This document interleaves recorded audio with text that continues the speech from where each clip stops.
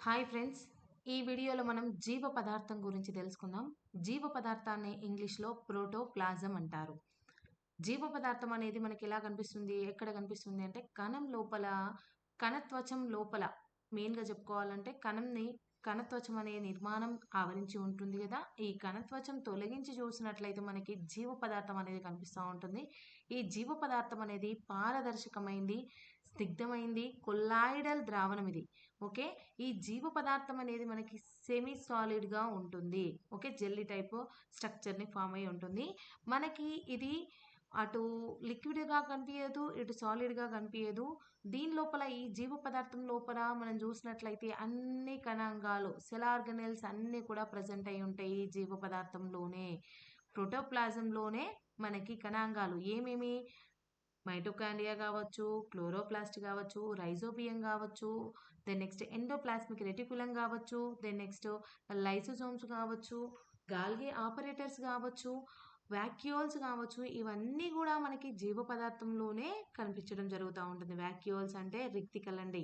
Okay. ఇవన్నీ గూడా మనకి ఎందులో కనిపిస్తా ఉంటాయి? జీవ పదార్థంలో కనిపిస్తాయి. ఇవన్నీ జీవ పదార్థంలో ఉండి వాటి క్రియల్ని నిర్వర్తిస్తూ ఉంటాయి. ఓకే. నెక్స్ట్ ఈ జీవ పదార్థం అనేది అందులోనే మనకు ముఖ్యంగా జెనెటిక్ మెటీరియల్‌తో కూడిన న్యూక్లియస్ కూడా ఫ్లోట్ అవుతూ ఉంటుందండి. అంటే స్వేచ్ఛగా కణాంగాలనే ఈ జీవ పదార్థంలో తేలియాడుతూ ఉంటాయి. ఓకే. ఫస్ట్ టైమ్ ఈ జీవ పదార్థాన్ని ఎవరో ఒకరు గుర్తించి ఉంటారు గదా! ఎవరతను అంటే ఫాంటానా. ఫాంటానా అనే శాస్త్రవేత్త 18వ శతాబ్దంలో ఈ ఉపకళా కణాలలో జీవ పదార్థాన్ని మొట్టమొదటిసారిగా గుర్తించడం జరిగింది. ఉపకళా కణాలు అని గుర్తించడం జరిగింది గదా! వీటిని ఇంగ్లీష్‌లో ఎపిథీలియల్ సెల్స్ అంటారు. ఎపిథీలియల్ సెల్స్‌లలో మొదటిసారి ఫాంటానా 18వ శతాబ్దంలో 18థ్ సెంచరీలో కనుగొనడం జరిగింది.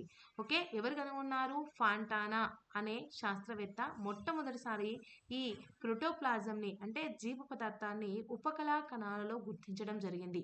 దెన్ నెక్స్ట్ జీవ పదార్థానికి మొదటిసారిగా సార్కోడ్ అనే ఒక పేరు పెట్టారు. ఎవరు పెట్టారు మరి అంటే ఈ క్వెషన్ టెట్‌లో గూడా వచ్చిందండి. జీవ పదార్థానికి సార్కోడ్ అని పేరిచ్చింది ఎవరు అంటే డుజార్డిన్.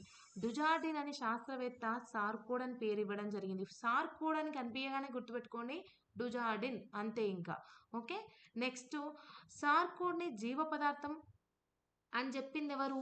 మరి సార్కోడ్ అంటుర్రు గదా! ఇప్పుడు మనం ప్రెజెంట్‌గా ఏమని పిలుస్తున్నాం? ప్రోటోప్లాజం లేదా జీవ పదార్థం అంటున్నాం గదా! ఈ జీవ పదార్థాన్ని జీవ పదార్థం అని పేరు పెట్టింది ఎవరు అనంటే పర్కింజే. సార్కోడ్‌ని కాస్త జీవ పదార్థం అని చెప్పిందెవరు? పర్కింజే. పర్కింజే అనే శాస్త్రవేత్త జీవ పదార్థం ప్రోటోప్లాజం అని నేమ్ ఇవ్వడం జరిగింది. ఓకేనా? ఇది పర్కింజే అనగానే జీవ పదార్థం గుర్తుపెట్టుకోవాలి. సార్కోడ్ అనగానే డుజార్డిన్ అని గుర్తుపెట్టుకోవాల్సి ఉంటుంది ఇక్కడ. నెక్స్ట్ వచ్చి జీవ పదార్థం అనేది ఇందాకనే చెప్పినా గదా! అన్ని సెల్ ఆర్గనెల్స్ అన్ని కణాంగాలు కూడా మనకి జీవ పదార్థంలోనే తేలియాడుతూ ఉన్నాయి గాబట్టి, అన్ని జీవక్రియలు గూడా మనకి జీవ పదార్థంలో అవుతున్నట్టే గదా! సో, ఒకతను అంటే ఒక సైంటిస్ట్ మనకు ఒక స్టేట్మెంట్ ఇచ్చాడు. ఏంటంటే, జీవ పదార్థమును జీవక్రియల కేంద్రంగా అభివర్ణించడం జరిగింది. జీవక్రియలు అంటే మనకి ప్రోటీన్ సింథసిస్ కావచ్చు, దెన్ నెక్స్ట్ మనకి కణ శ్వాసక్రియ గావచ్చు, ఇవన్నీ గూడా మనకి ఎక్కడ జరుగుతున్నాయి?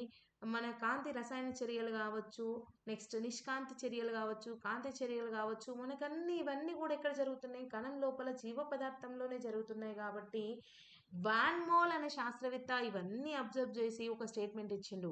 Van mole. ఓకే. ఏమిచ్చిండు అంటే జీవ పదార్థము అనేది జీవక్రియల కేంద్రంగా అభివర్ణించడం జరిగింది. జీవ పదార్థమును జీవక్రియల కేంద్రంగా అభివర్ణించడం జరిగింది. సో, ఎవరు అభివర్ణించారు? Van mole. ఓకే. నెక్స్ట్ మనం ఈ జీవ పదార్థం చూస్తున్నాం గదా! రైబోజోమ్స్ ప్రెజెంట్ అయి ఉంటాయి ఈ జీవ పదార్థంలో. ప్రోకారియోటిక్ సెల్స్‌లో గావచ్చు, యూకారియోటిక్ సెల్స్‌లో గావచ్చు. మనం చూసినట్లయితే మనకి ఎందులోనైనా రైబోజోమ్స్ అనేవి ఉంటాయి. ఈ రైబోజోమ్స్ అనేవి ఏం చేస్తాయి? వీటి యొక్క ముఖ్య విధి ఏందంటే ప్రోటీన్ సింథసిస్. ఈ ప్రోటీన్ సింథసిస్ వల్ల ప్రోటీన్స్ వచ్చి, ఆ ప్రోటీన్స్ అన్నీ గూడా మనకి కర్బన పదార్థాలుగా జీవ పదార్థంలో ఉంటాయి. సో, అన్ని రకాల కర్బన పదార్థాలలోకెల్లా ప్రోటీన్‌లు ప్రముఖ కర్బన పదార్థాలుగా ఈ జీవ పదార్థంలో ఉంటాయి. Thank you friends. ఈ వీడియో గనక మీకు నచ్చినట్లయితే లైక్ చేయండి, షేర్ చేయండి. మా ఛానల్‌ని సబ్స్క్రైబ్ చేసుకోవడం మర్చిపోవద్దు. ఓకేనా? మీకు నచ్చినట్లయితే కామెంట్ కూడా చేయండి.